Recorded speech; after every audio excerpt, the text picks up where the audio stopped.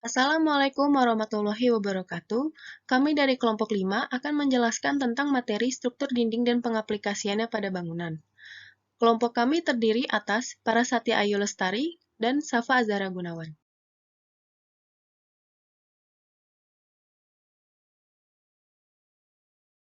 Pengertian dari struktur dinding. Dinding adalah suatu struktur padat yang membatasi dan kadang melindungi suatu area. Umumnya, dinding membatasi suatu bangunan dan menyokong struktur lainnya, membatasi ruang dalam bangunan menjadi ruangan, atau melindungi atau membatasi suatu ruang di alam terbuka. Ada sekitar 3 fungsi dari dinding. Yang pertama, dinding berfungsi sebagai struktural. Dinding sebagai struktur bangunan atau bearing wall, dinding ini berperan untuk menopang atap dan sama sekali tidak menggunakan cor beton untuk kolom atau besi beton. Bahan dinding strukturnya yang biasa digunakan pada suatu bangunan adalah batu bata. Lalu yang kedua, dinding berfungsi sebagai non-struktural. Dinding ini adalah dinding yang tidak menopang beban, hanya sebagai pembatas. Apabila dinding ini dirobohkan, maka bangunan tetap berdiri. Beberapa material dinding non-struktural diantaranya seperti bata merah, batako, bata ringan, kayu, dan kaca. Lalu yang ketiga ada dinding partisi. Dinding penyekat atau dinding partisi adalah batas vertikal yang ada di dalam ruangan. Bahan-bahan yang digunakan untuk dinding partisi ini antara lain adalah gipsum, papan kalsium, triplek, dan kayu. Terdapat beberapa jenis dinding struktural. Yang pertama yaitu sistem bingkai dinding, sistem ganda, atau dengan nama lain wall frame system, dual system. Struktur ini terdiri dari dinding dan frame yang berinteraksi secara horizontal untuk menyediakan sistem yang lebih kuat dan lebih kaku. Dinding biasanya padat atau tidak berlubang oleh bukaan, dan dapat ditemukan di sekitar tangga, lubang lift, dan di perimeter bangunan. Dinding mungkin memiliki efek positif pada kinerja frame, seperti dapat mencegah keruntuhan rantai yang lemah. Lalu, bingkai penguat dan rangka baja kaku memberikan keuntungan serupa dari interaksi horizontal.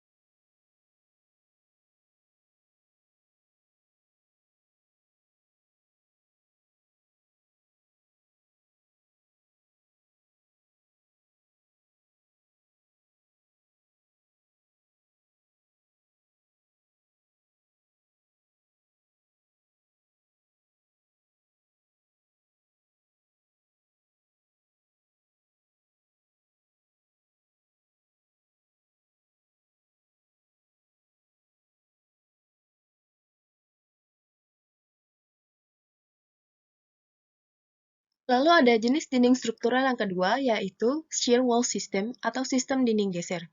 Sistem ini adalah dinding vertikal berlanjut atau menerus yang dibangun dari beton bertulang atau dinding pasangan bata. Dinding geser menahan gravitasi dan beban lateral dan berfungsi sebagai balok cantilever. Umumnya dibangun sebagai inti bangunan.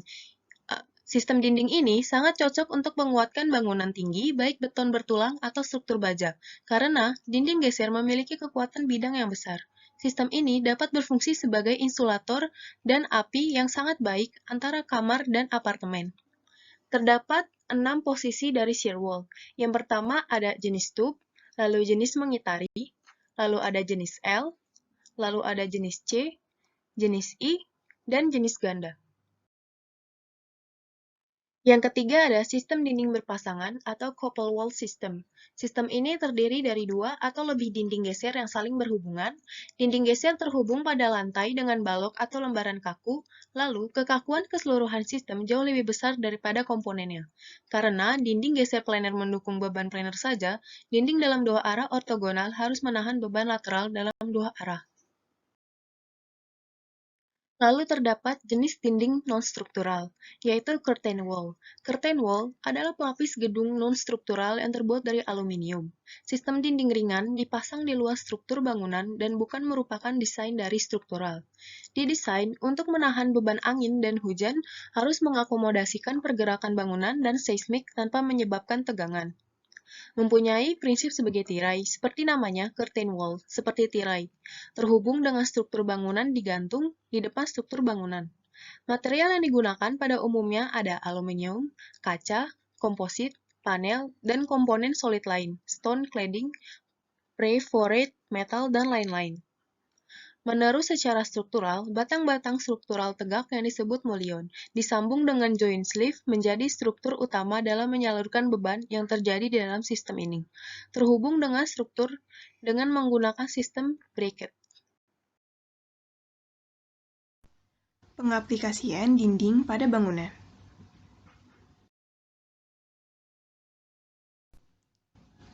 Yang pertama, ada sistem bingkai dinding sistem ganda atau wall frame system dual system.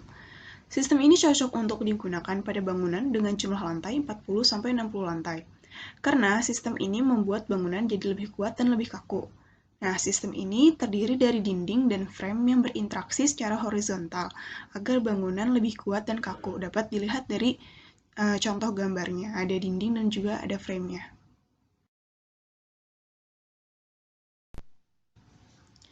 Yang kedua, ada sistem dinding geser atau shear wall system.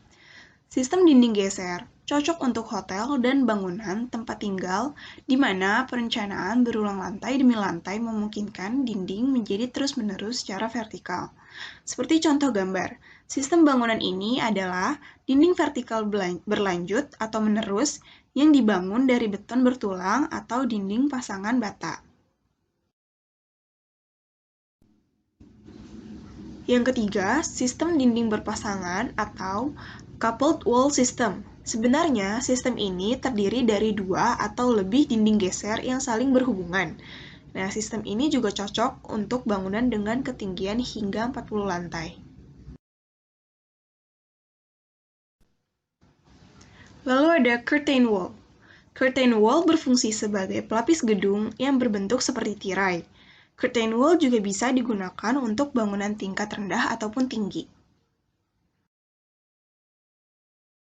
Bahan-bahan finishing pada dinding bangunan.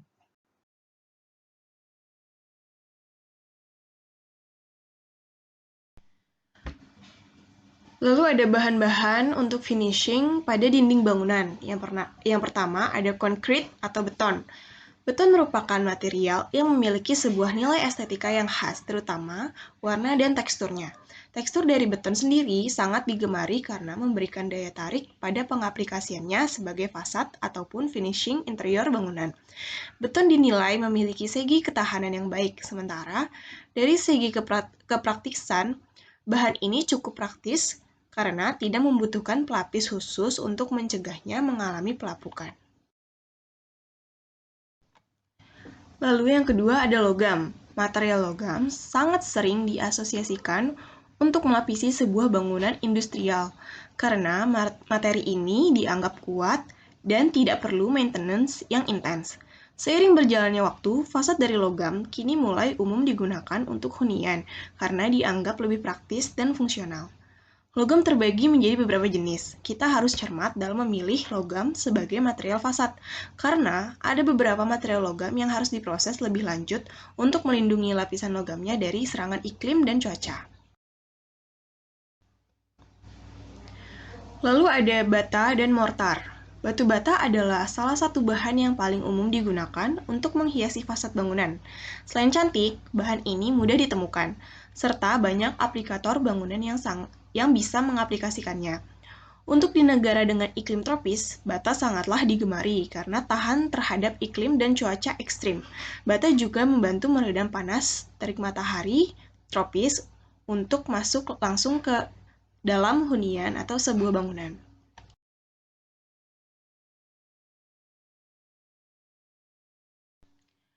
Batu alam atau natural stone. Batu alam adalah salah satu material yang digunakan untuk fasad bangunan dari ratusan tahun yang lalu. Batuan alam sangatlah kuat dan tahan api. Fasad bangunan yang menggunakan batu alam akan bertahan kokoh selama puluhan hingga ratusan tahun, bila dirancangnya dengan baik.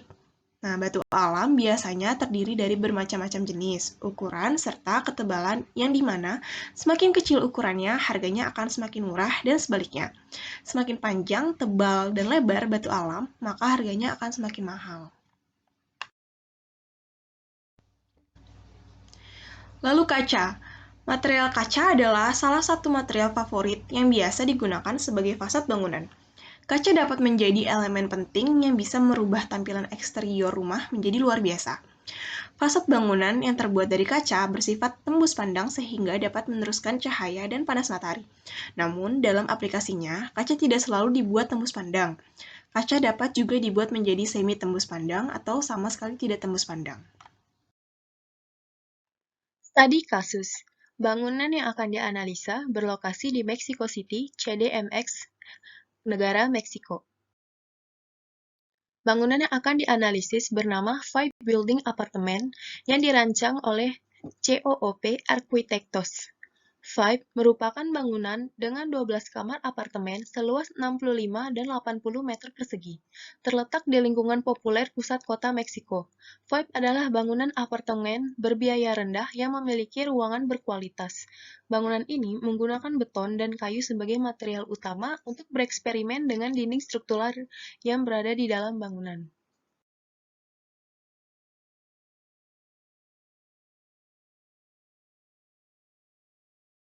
Gedung apartemen Fab ini memiliki dinding struktural shear wall dengan jenis stuk, yaitu jenis dinding geser yang berada di dalam bangunan dan hampir memiliki bentuk persegi. Apartemen ini menggunakan dinding non-struktural berjenis curtain wall.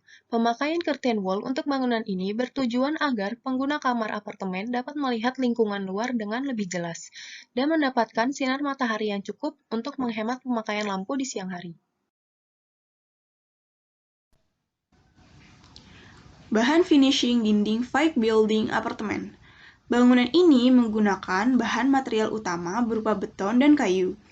Bisa dilihat pada gambar. Finishing dari dinding bangunan ini terlihat seperti model bangunan industrial yang terlihat seperti unfinished design dengan melihatkan dinding yang terbuat dari beton. Namun bangunan ini juga menambahkan aksen-aksen kayu pada hiasan dinding interior, serta pagar bangunan yang juga terbuat dari kayu. Sekian penjelasan tentang materi, struktur dinding, dan pengaplikasiannya pada bangunan. Kurang lebihnya mohon maaf. Wassalamualaikum warahmatullahi wabarakatuh.